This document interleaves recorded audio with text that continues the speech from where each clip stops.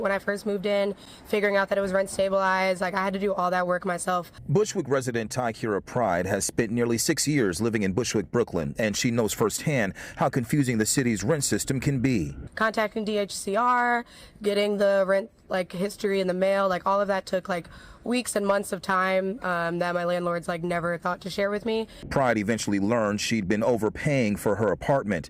The process taught her how hidden and complicated rent information can be for tenants. That's why she supports the city's new Rent Transparency Act, which takes effect January 23rd.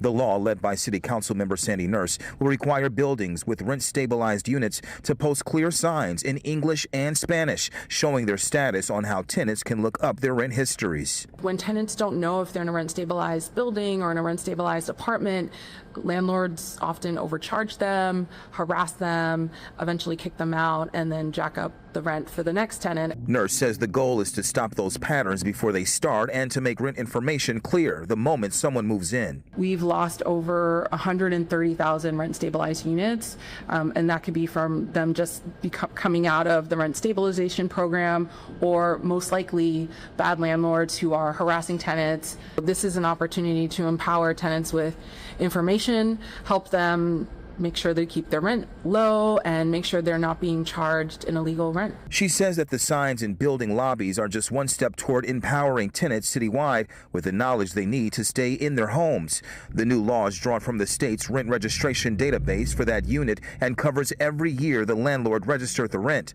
For Pride, if this law had been in place when she moved in, it could have spared her months of confusion. And today, it represents more than clarity. It represents protection. There can be a lot of shady things when it comes to landlords and transparency, and I think just having this information posted for everybody's knowledge will just save a lot of people, like I said, time, energy, and stress and money. In Bushwick, Brooklyn, Corey McGinnis, Pix 11 News.